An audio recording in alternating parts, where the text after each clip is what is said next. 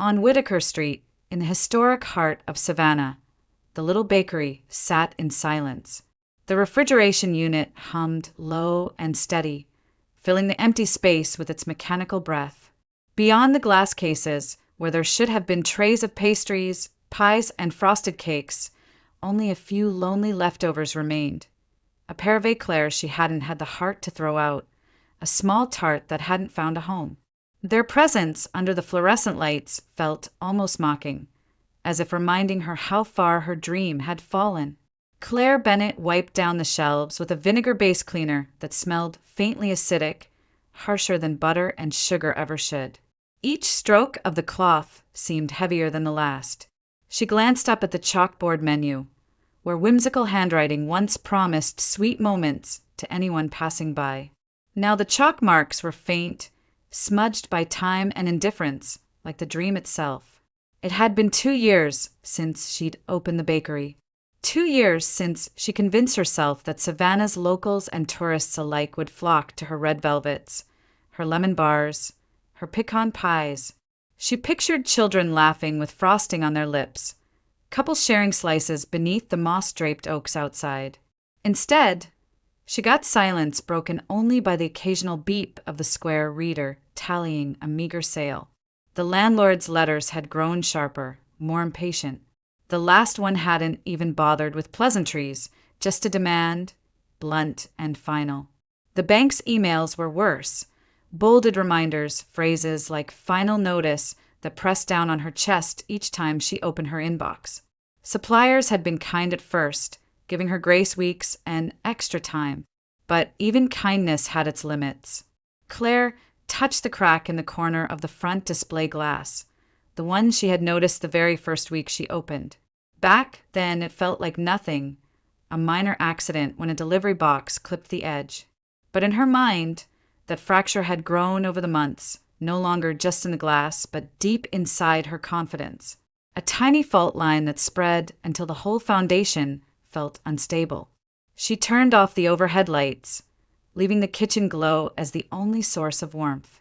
The stainless steel counters caught the soft reflection, transforming into something less clinical, more forgiving. For a moment, she allowed herself to imagine she wasn't a failing business owner, but simply a baker, a woman with flour on her apron and hope in her chest. But the numbers were undeniable. The weekend ahead was her silent deadline. If nothing changed, if no miracle arrived, she would call her landlord Monday morning. She would surrender the keys and tell herself it wasn't failure, just a break. Americans liked softer words. She knew better. It would be the end. Claire leaned back against the counter, closed her eyes, and remembered opening day.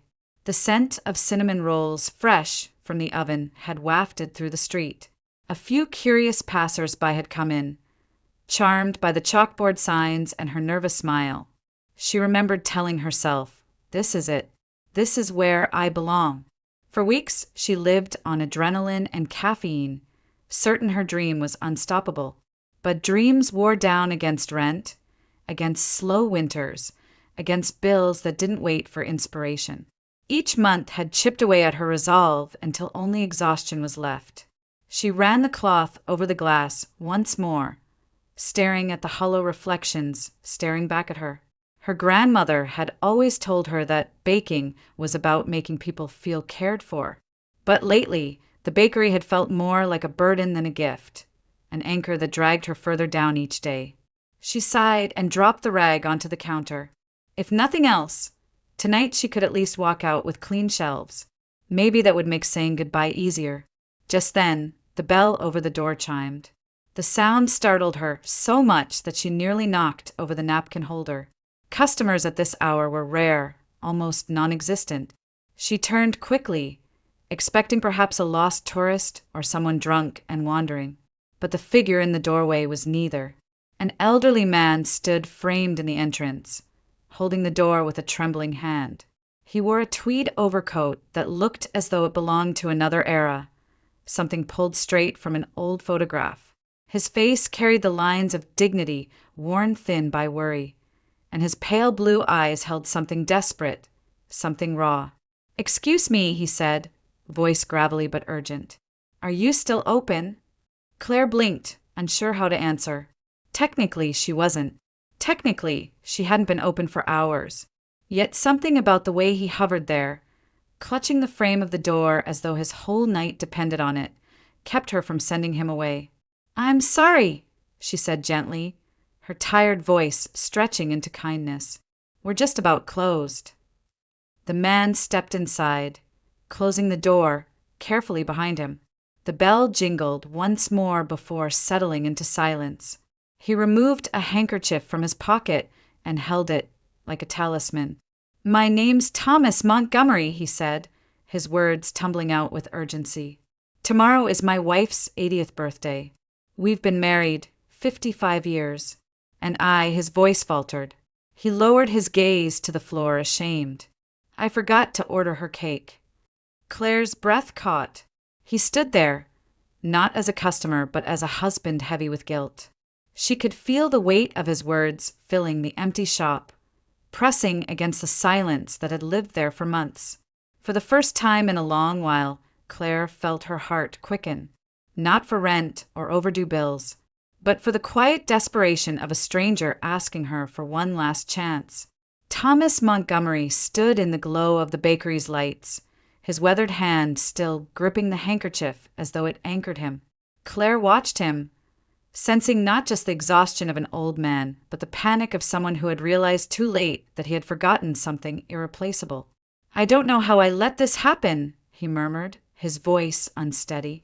Tomorrow is my wife's birthday, 80 years old. We've been married 55 years. He paused, swallowing hard as if the words themselves were difficult to admit. And I forgot the cake.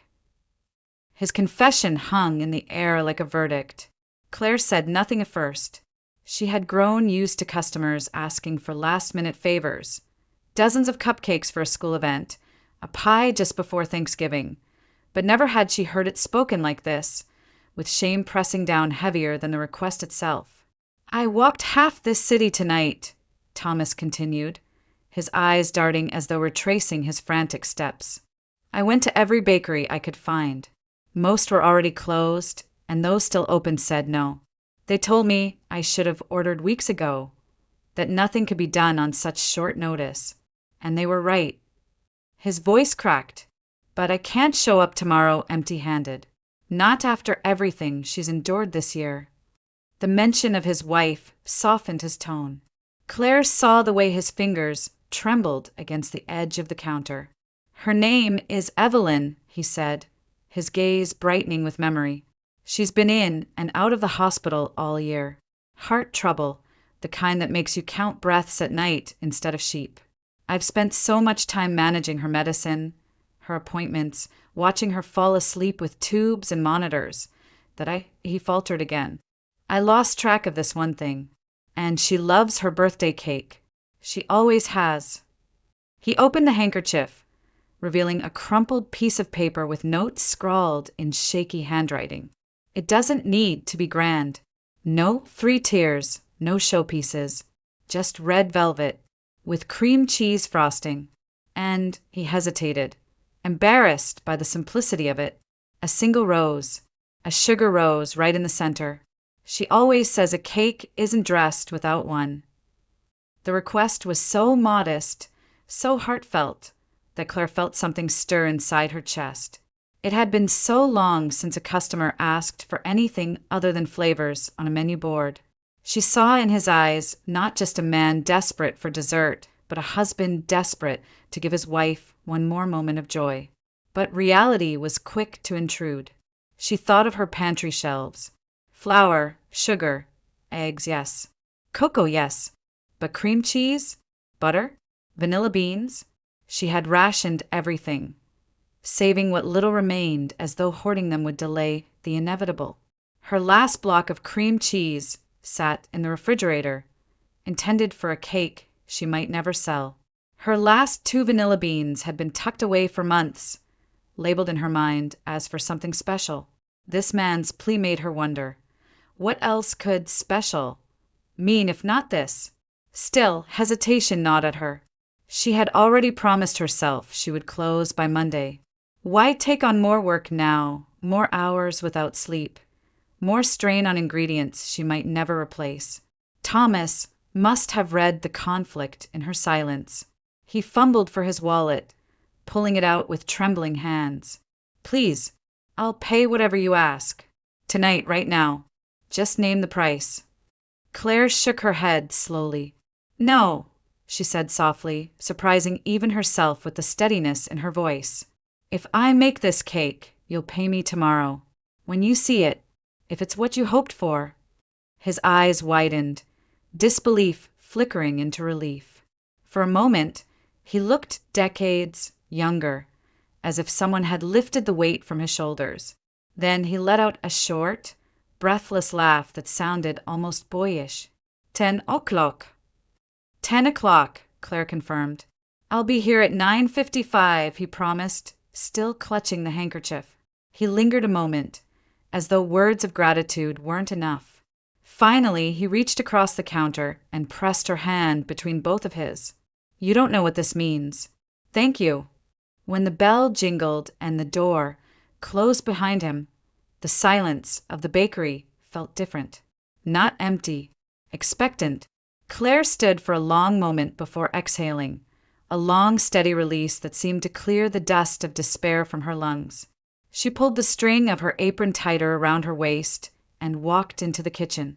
From the top shelf above the mixer, she brought down a worn notebook bound in cloth. Its pages smelled faintly of flour and sugar, the edges softened by years of use. Her grandmother's handwriting sprawled across the lines, recipes written in looping script, annotations in the margins. Notes like "Don't rush the frosting" and "Patience is flavor." She flipped until she found the familiar page. Red velvet. The words felt like a promise. Her grandmother had always said, "A cake should whisper, not shout." Evelyn's request for a single rose made perfect sense now. It wasn't about grandeur. It was about love distilled into something simple. Claire turned on the oven, the first hum of heat filling the kitchen. She laid out her remaining ingredients: the cocoa powder she'd been saving, the butter wrapped in wax paper, the 2 vanilla beans she'd tucked away like treasure. Special occasion. She realized with a small, wry smile that this was exactly what her grandmother would have called one. She pulled bowls from the shelves, measured flour with care, and began the rhythm she knew better than any other. Whisk, sift, fold, stir. The scent of cocoa bloomed in the air, rich and grounding. Outside, Savannah's streets quieted as the city fell deeper into the night. Inside, the little bakery came alive again. For the first time in months, Claire felt the purpose that had first driven her. This wasn't about ledgers or overdue bills or numbers on a screen. It was about giving someone a reason to smile. The work would carry her through the night, and when the morning came, she would place that cake in Thomas Montgomery's hands. And maybe, just maybe, this forgotten cake could mean something more than either of them realized. The kitchen filled with the low hum of the oven, a steady sound that seemed to settle into Claire's bones. She tied her hair back, rolled her sleeves, and set her grandmother's notebook on the counter. The first line of the recipe stared back at her like an instruction from the past: measure with care. Don't rush the soul out of it. She sifted the flour slowly, letting the fine powder fall like snow into the stainless steel bowl. Cocoa followed, rich and earthy, carrying with it the promise of something decadent. When she split open the vanilla bean, the scent rushed out sharp and sweet, filling the air with something she hadn't breathed in months: possibility. The mixer whirred to life, its steady rhythm like a lullaby in reverse, waking her rather than lulling her. The sound echoed through the empty bakery, blending with the quiet pulse of the refrigerator and the faint creak of the old building. Time seemed to dissolve into the motions: crack an egg, fold the mixture, scrape the sides of the bowl. Each gesture, though ordinary, carried the weight of intention. As the batter thickened into a glossy crimson, her mind drifted back to childhood summers in her grandmother's kitchen in South Georgia. She remembered climbing onto a stool, chin barely above the counter, while her grandmother whisked cream in a chipped porcelain bowl. The lace curtains had fluttered in the humid breeze, and sugar dust sparkled in the sunlight. "A cake should whisper, not shout," her grandmother used to say, tapping her wooden spoon against the rim. "If it whispers, people will lean in to listen." Claire smiled faintly as she poured the batter into pans lined with parchment. The oven door closed with a soft thud, and within minutes the warm, bittersweet scent of cocoa began to seep into every corner of the bakery. She leaned against the counter, inhaling deeply, letting the fragrance wrap around her like comfort. It felt like home, the home she thought she had lost when bills and deadlines replaced joy and patience. The hours slipped away in small increments. The ding of the oven timer, the steam rising from freshly baked layers, the coolness of cream cheese frosting whipping into smooth peaks. The world outside the bakery faded. Tourists had long gone to their hotels. Carriages no longer rattled down the cobblestones, and the Spanish moss swayed gently in the midnight breeze. But inside, the bakery pulsed with life again, reborn through each careful step. When the cakes cooled, she trimmed them with a steady hand, brushing crumbs aside. She spread frosting between each layer, pressing them together until they stood firm, each one aligned perfectly on the cardboard round. The final coat of frosting spread across the surface like fresh snow, white and unbroken. Claire smoothed it with long, deliberate strokes, the motion calming, precise. She adjusted the angle of the lamp above her workstation, its warm light spilling across the counter. Then came the rose. She melted sugar in a small saucepan, watching carefully as it turned clear, then amber, before whisking it off the heat at just the right moment. Her grandmother's notes had circled this step 3 times. "Patience here, or you'll lose it." She dipped thin strips, shaped them quickly, each petal fragile enough to tear if her hands faltered. Slowly, she built the bloom, petal upon petal, until a single rose stood at the center of her counter. Delicate, luminous, almost alive. She placed it gently on top of the cake, where it caught the lamplight like glass. By the time dawn touched the windows, Claire stood back and exhaled. On the stand before her was not just a cake, but something far more. A red velvet layered with cream cheese frosting, crowned with a sugar rose that whispered of love, memory, and devotion. The exhaustion she should have felt was absent. Instead, there was only a quiet pride, a sense of purpose she had thought long gone. She slid the cake carefully into a white box, the kind she had saved for weddings that never came. Tying the ribbon felt like sealing something sacred. The bakery was still quiet, but no longer empty. The silence carried weight, expectation, as though the walls themselves were waiting to see what would happen next. At 9:45, the bell above the door chimed softly. Thomas Montgomery entered slowly, his steps cautious but eager. His coat looked heavier in the morning light, his face pale from a sleepless night. When his eyes landed on the box resting on the counter, he froze. Claire lifted the lid gently, revealing the cake. The sunlight from the window struck the sugar rose, making it glisten like dew. For a moment, Thomas simply stared. Then his breath caught, and his eyes filled with tears that spilled before he could stop them. He reached across the counter and grasped her hand with both of his grip firm despite the tremor. His voice, when it came, was hushed, reverent. This is her cake. It's the one she always loved. You don't know what you've done for me." Claire felt her throat tighten, her own eyes stinging. She managed a small nod, unable to speak. In that moment, the debts, the landlord's letters, the bank's warnings, they all faded into the background. What mattered was the man holding her hand and the joy that would light up his wife's face when she saw the cake. Even if Sweet Moment closed its doors forever, even if Monday meant the end of her business, at least this night had been worth it. At least she had remembered why she became a baker. And for the first time in a very long while, Claire allowed herself to believe that maybe, just maybe, her work still had meaning. The Montgomery home was alive with voices and laughter, though beneath the surface there was a current of unease. Relatives filled the living room. Children ran up and down the hallway, their squeals bouncing off the old plaster walls. The dining table groaned under the weight of casseroles, roasted vegetables, a ham glazed to perfection, and bowls of fruit.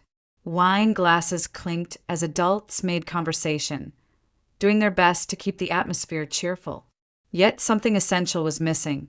At the center of the long table, where the crown of the celebration should have stood, there was only an empty space. No cake, no candles, no centerpiece for the milestone they had all gathered to honor. Guests glanced toward it now and then, quickly turning their eyes away, as if refusing to acknowledge the absence would somehow fill it. Evelyn Montgomery sat at the head of the table, a silk shawl draped around her shoulders. Her silver hair had been carefully set that morning, her lipstick a soft rose that brightened her face. She smiled graciously as her grandchildren presented her with handmade cards and little bouquets plucked from the garden. She laughed when one of the boys tried to sneak an extra roll, and she listened patiently as her nieces asked after her health. But her hands betrayed her. They trembled ever so slightly when she lifted her glass. Her eyes, though kind, carried a shadow of disappointment. For 55 years, her birthdays had been marked by the same ritual: a red velvet cake, cream cheese frosting, and a single sugar rose on top. It was not just dessert. It was memory, tradition. The cake was her husband's way of saying, "I remember. I see you. You matter." And this year the table was bare. From across the room, her granddaughter Caroline observed everything with the sharp eye of someone who had built her reputation on noticing details. At 32, she was one of Savannah's most respected food critics, her reviews capable of making or breaking a restaurant. Tonight, however, her pen was nowhere in sight. She was only a granddaughter, standing helpless as she watched her grandmother mask her disappointment with polite laughter. She leaned toward her grandfather earlier in the evening, speaking softly so no one else would hear. "You forgot, didn't you?" she asked. Thomas's face had fallen, guilt carving deeper lines into his already weary features. He gave a small, shameful nod. "I tried, Caro. I swear I tried. Every shop I went to closed or they said no. I failed her." His eyes watered, and Caroline had turned away quickly, not wanting to see the regret written so plainly. Now, as the night wore on, Caroline worried the moment was slipping beyond repair. She imagined her grandmother going to bed with that hollow space in her heart, her 80 years marked by absence rather than joy. The thought made Caroline's stomach twist. Then, just as the air in the room seemed to grow heavier, the front door swung open. Thomas Montgomery stepped inside, breathless, his tweed coat dusted with the chill of the evening air. In his arms, he cradled a large white bakery box tied with string. The room fell silent at once, conversations cut short as every head turned toward him. Even the children froze, sensing the shift. "I found it," Thomas announced, his voice carrying a mixture of relief and pride. "We have a cake."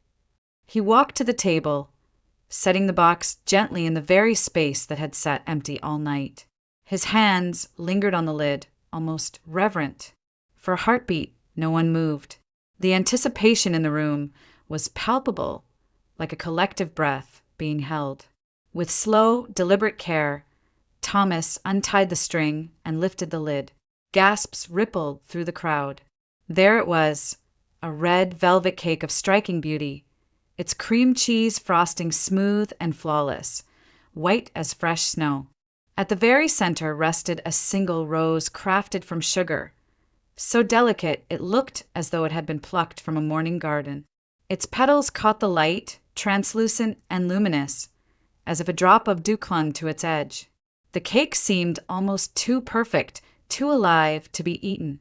Evelyn lifted her hands to her face, her eyes welling instantly. "Oh, Thomas," she whispered, her voice trembling. "It's beautiful. It's the most beautiful cake I've ever seen." Tears streamed down her cheeks, but they were not the tears of disappointment she had been holding back all evening. These were tears of joy, of gratitude, of love renewed. She reached out to touch her husband's hand, and he covered hers gently, leaning close enough for only her to hear. "Happy birthday, my love," he murmured. Applause broke out, first tentative and then swelling into full celebration. The children clapped, wildly, the adults smiled, some wiping their own eyes. Laughter and cheer filled the house at last, the empty space on the table now transformed into the centerpiece of the night. Caroline stepped forward, her critic's gaze unable to resist a closer inspection. She had spent years tasting the best desserts Savannah had to offer, trained to catch flaws invisible to most. She studied the cake with professional intensity, the evenness of the layers, the smoothness of the frosting, the artistry of the rose. Finally, she accepted a slice and brought the fork to her lips. The first bite stilled her. The cake was moist, tender, with a faint tang of buttermilk balancing the sweetness. The cocoa gave it depth, the cream cheese frosting was tangy and rich, and the sugar rose melted like a whisper on her tongue. But it wasn't just the flavors. It was something else, something intangible, almost spiritual. Caroline lowered her fork slowly, her strict composure faltering. Her voice, when she spoke, was quiet but carried through the room. "This isn't just a cake," she said, her eyes still on the slice before her. "This is art." The room hushed again. Family members exchanged looks of surprise. Caroline Montgomery, the critic known for her razor-sharp reviews, rarely gave such praise, even to the city's finest chefs. Evelyn reached for her granddaughter's hand, her smile radiant through her tears. "It's perfect, isn't it?" she said softly. Caroline nodded, her throat tight. "It's more than perfect. It's honest." Thomas looked at her, astonished, then turned his gaze back to the cake, his heart swelling with pride and relief. The forgotten order, the frantic search, the stranger's kindness in a small Savannah bakery. Somehow it had all led here, to this moment of redemption. As the first candles were lit and everyone sang, Evelyn's eyes sparkled brighter than the flames. The cake wasn't simply dessert. It was proof that love, even when nearly forgotten, could still be remembered in the sweetest of ways. And in that crowded dining room, surrounded by family and warmth, no one could deny that a miracle had arrived on the table. Later that night, after the last candles had been blown out and the final slice of cake savored, Caroline Montgomery returned to her apartment downtown. She sat at her desk, the soft light of a lamp illuminating her notebook and laptop. As a critic, she was accustomed to writing with precision, evaluations of flavor, technique, presentation. But tonight, the words came from a different place. She wrote not as a professional detached by duty, but as a granddaughter who had witnessed something profoundly human. Her article began simply, "One forgetful grandfather and the most honest cake in Savannah." She recounted the story of Thomas Montgomery's panic, his late-night search through the city, and the chance encounter with a struggling baker who had chosen compassion over profit. She described the cake in detail, but more than that, she wrote about what it meant. She told of her grandmother's tears, her family's joy, and her own stunned reaction as a critic who had tasted desserts across Europe, but had never encountered one so alive. "This cake," she typed, pausing before continuing, "was not just baked. It was given." It was a reminder that food at its best is not decoration or spectacle. It is love in edible form.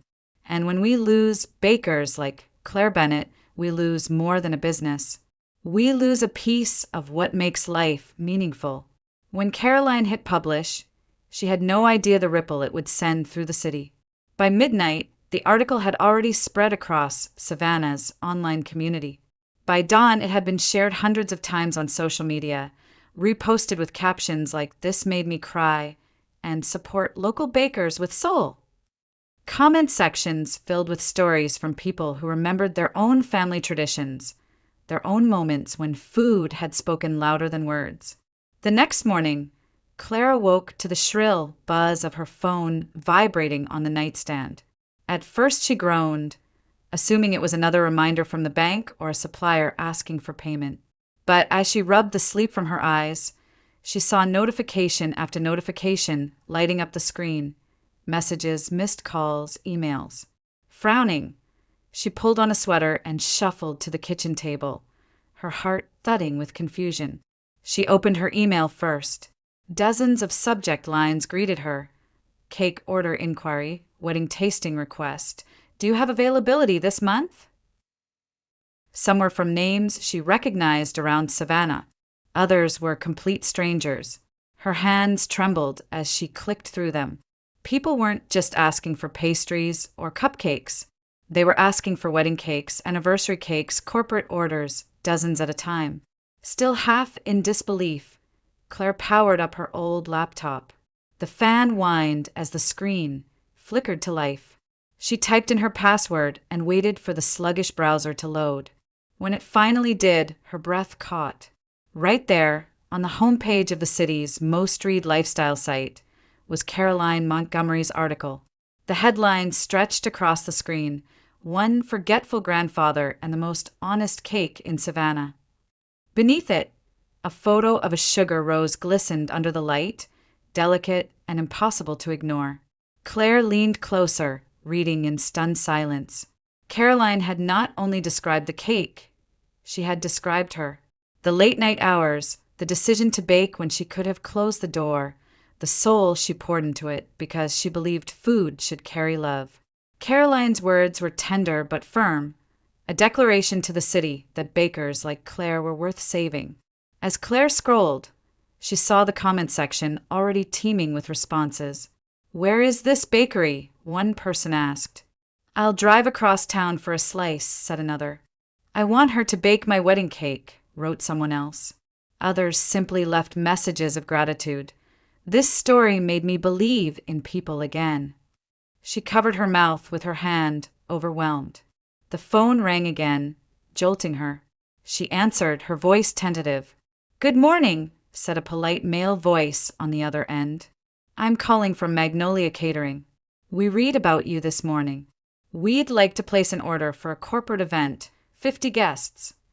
Before she could process that, another call came in, then another. Texts buzzed. Instagram notifications piled up as strangers tagged her bakery's page. Overnight, her small account had ballooned from a few hundred followers to thousands.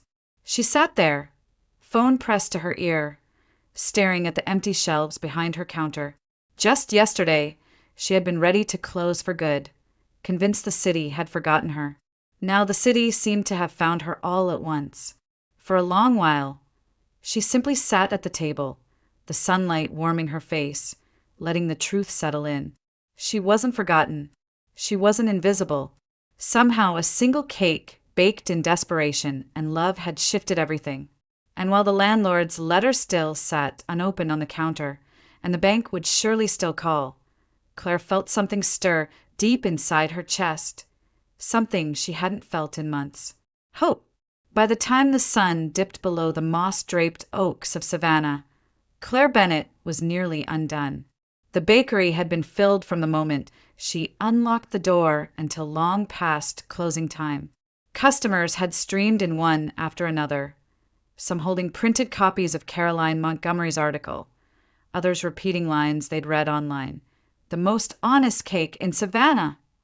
She had baked and sold until her shelves were stripped bare. Even the jar of stale cookies by the register, which had sat untouched for weeks, was emptied. Now the bakery was quiet again, but it was a different kind of quiet than the night before. Boxes were stacked haphazardly in the corner. The sink was full of mixing bowls, and the smell of butter and sugar still lingered thick in the air.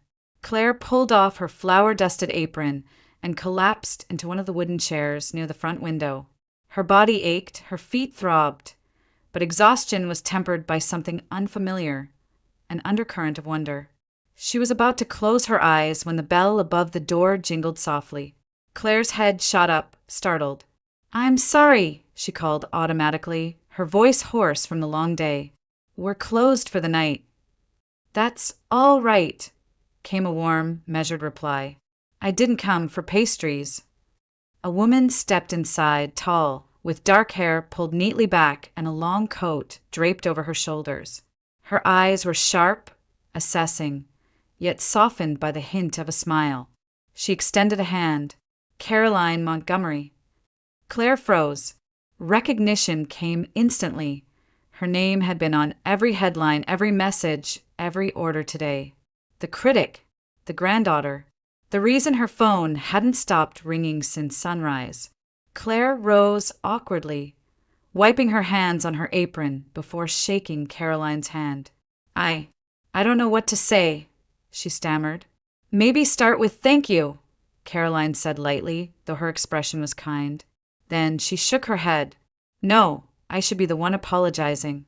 I'm the reason your day turned into a storm. I didn't realize my article would explode like that. Claire gave a faint laugh, still dazed. A storm, yes. I've never seen anything like it. Yesterday, I thought I'd be closing this place for good. Today, I couldn't keep up. She gestured helplessly toward the empty cases. Everything sold out. Caroline glanced around the bakery, her gaze lingering on the chipped paint, the squeaky ceiling fan, the worn linoleum floors. To most, it was just a small, tired shop. But her eyes softened as if she saw something more. May I sit? She asked. Claire nodded, and soon they were both at the small table by the window, steam rising from 2 cups of tea Claire had hastily poured. For a moment, they sat in silence, the hum of the refrigerator filling the space between them. You're talented, Caroline began. Not just skilled, talented. That cake last night wasn't about technique, it was about heart. People tasted it. That's why the story spread. Claire lowered her eyes, embarrassed by the praise. I've always loved baking, but running a business. She shook her head. The bills, the marketing, the bookkeeping. I'm terrible at it. I never wanted to be a businesswoman. I just wanted to make cakes that meant something. Caroline leaned forward, her tone direct but not unkind. That's exactly why you need help. If you keep doing this alone, you'll drown. Orders will pile up, customers will get frustrated, and the very soul that makes your baking special will burn out. Claire's shoulders tensed. The truth in Caroline's words struck deep. She had already felt the exhaustion of one overwhelming day. What would weeks of this be like? Yet the thought of handing control to someone else, of letting the business turn into something she couldn't recognize, terrified her. I can't become a factory, she admitted, her voice barely above a whisper. That's not who I am. Caroline's expression softened. She reached across the table, her eyes locking on Claire's. I know, and I don't want you to be. Listen to me carefully. I don't want to turn you into a factory. I want to keep your soul in it. The sincerity in her tone disarmed Claire. No one had ever said words like that to her. No landlord, no banker, no supplier. They had only ever talked about numbers, deadlines, and invoices. Caroline was speaking about something else entirely. What are you suggesting? Claire asked cautiously. A partnership, Caroline replied. I'll invest in this bakery. I'll handle the logistics, marketing, orders, scheduling, supplies, staff. You won't have to worry about the things you hate. All I ask is that you keep baking with the same honesty that made that cake what it was. Claire stared at her, stunned. The offer was almost too much to process. Why? She whispered at last. Why would you do this for me? You don't even know me. Caroline smiled faintly. Because I've been searching for something real. I've spent years reviewing restaurants that look perfect but feel empty. Food that photographs beautifully but tastes like nothing. Your cake, it reminded me why I fell in love with food in the first place. I don't want that to disappear. Savannah doesn't want that to disappear. Silence hung between them, thick with possibility. Claire thought of her grandmother's notebook, of the crack in the display glass, of the long nights she had wondered if any of this mattered. For the first time, the path before her didn't look like a dead end. Her chest tightened with fear, but underneath it was a flicker of something brighter. Hope. Slowly she nodded. All right, she said, quietly, almost to herself. Then louder. Yes, I'll do it. Caroline's smile widened as she extended her hand across the table. Claire reached out, and their fingers clasped firmly. That handshake marked the start of something new, not just for the bakery, but for Claire herself. She had thought she was at the end. Instead, she had just turned the page. And as they sat together, the scent of sugar and tea lingering in the air, the future didn't feel frightening anymore. It felt possible. A year later, the bakery on Whitaker Street bore little resemblance to the tired shop that once hovered on the edge of closure. The name Sweet Moment now gleamed in polished lettering above the doorway, the glass spotless, the crack long replaced. Each morning, as the sun rose over Savannah and light filtered through the oaks heavy with Spanish moss, a line had already formed outside the door. Locals, tourists, families, and couples waited patiently, some carrying magazines or clippings with Caroline Montgomery's article folded neatly inside. Inside, the air buzzed with energy. Claire Bennett no longer worked alone. Young apprentices in crisp aprons moved with coordinated care, carrying trays, frosting cakes, kneading dough under her watchful eye. Stainless steel mixers hummed, ovens opened and closed, timers beeped in a chorus that once would have overwhelmed her. Now it was music. The bakery had expanded, new ovens, larger refrigerators, racks gleaming with fresh pans. Caroline had kept her promise. She had invested, managed the chaos, and turned Claire's fragile dream into something sustainable. Yet nothing essential had changed. The recipes were still Claire's. The standards were still hers. She moved among her apprentices, correcting a wrist angle, steadying a piping bag, tasting a custard. When one of the young bakers grew flustered, smearing frosting unevenly across a layer, Claire placed a gentle hand on her shoulder. "Slow down," she said softly. "Don't skimp on the soul." Every cake might be someone's most important memory. It had become her mantra, passed down from her grandmother and now etched into the minds of her team. For Claire, baking had never been about volume or speed. It was about reverence for ingredients, for the people who would share each slice, for the love that lived in sugar and flour. The success of Sweet Moment spread far beyond Savannah. Articles appeared in regional magazines, food bloggers lined up for interviews, and wedding planners recommended her cakes as if they were heirlooms. Orders poured in from nearby towns, and once, astonishingly, from Atlanta. But Claire never lost sight of the heart of her work. Each cake still whispered, not shouted. That spring, a familiar name appeared again on her order list. The Montgomery family. Evelyn Montgomery was turning 81, and the family wanted to celebrate in a way that honored the miracle of the year before. This time, the party would not be shadowed by disappointment or forgotten orders. They wanted Claire to create the centerpiece, not as a desperate rescue, but as a cherished tradition. On the day of the celebration, Claire and her team carried the cake carefully into the rented hall where the Montgomery family had gathered. The room glowed with warm light, tables draped in white linens, vases filled with lilies and roses. Children darted between the adults, laughter bouncing off the walls. Then Claire entered, steady hands gripping the stand that bore the cake. Conversations hushed, heads turned. The cake was 3 tiers tall, its cream cheese frosting smooth as porcelain, each edge sharp and elegant. On top, a sugar rose bloomed, delicate and luminous, crafted with the same patience Claire had shown a year ago. The rose seemed to glow under the chandelier, fragile yet eternal. Gasps of admiration rippled through the room. Phones lifted discreetly, trying to capture the perfection. Evelyn, seated near the head of the table, pressed her hand to her chest. Her eyes brimmed with tears before the cake had even reached her. Thomas stood beside her, his posture straighter than it had been in years. As Claire placed the cake carefully on the central table, he cleared his throat. The room quieted at once, as if everyone sensed the gravity of what he wanted to say. "Last year," Thomas began, his voice thick with emotion, "this young woman didn't just save my wife's birthday. She saved our family." The word struck like a bell, reverberating through the gathering. Guests broke into applause, not polite, but thunderous, heartfelt.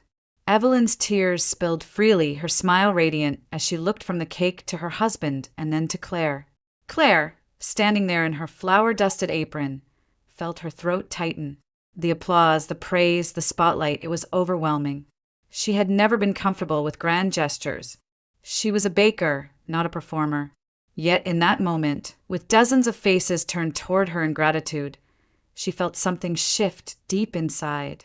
Her eyes glistened, and she lowered her head slightly, blinking back her own tears. She thought of the night when she had almost walked away forever, when the shelves had been empty and her future looked like ash. And she thought of the rose she had placed on that first cake, fragile and trembling in her hands, unaware that it would bloom into this. The applause swelled again as Evelyn reached for Claire's hand. Her grip was surprisingly strong, her voice a whisper, but clear. You gave me back joy, and you gave this family something we'll never forget. Claire could only nod, her heart full. She had baked countless cakes since that night, but this one moment reminded her why she began in the first place. Not for money, not for reputation, but for love. The celebration continued with laughter and music, but the cake remained the centerpiece. Every guest who tasted it murmured in awe, savoring not only the flavor but the story it carried. The 3 tiers were more than layers of sponge and frosting.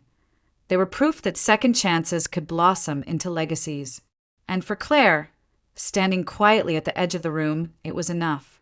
She didn't need more applause. She didn't need more headlines. Seeing Evelyn's tears of joy, hearing Thomas's voice steady with pride, that was everything. In that hall, under the glow of lights and the sound of clinking glasses, Claire Bennett realized she had not only revived a bakery. She had rebuilt a life, one slice at a time. The music had quieted, the last of the guests drifted out into the warm Savannah night, and the Montgomery celebration slowly came to an end. The 3-tiered cake had been reduced to crumbs and satisfied sighs, but its presence still lingered in the glow of the evening. Evelyn Montgomery remained at the head of the table, her shawl draped loosely around her shoulders, her eyes brighter than they had been in years. As Claire began to gather her utensils and prepare to slip quietly out, Evelyn reached for her hand. Her grip, though delicate, carried surprising strength. Claire stopped, startled, and looked down into the elder woman's face. Evelyn's eyes, wet with tears, met hers with unwavering clarity.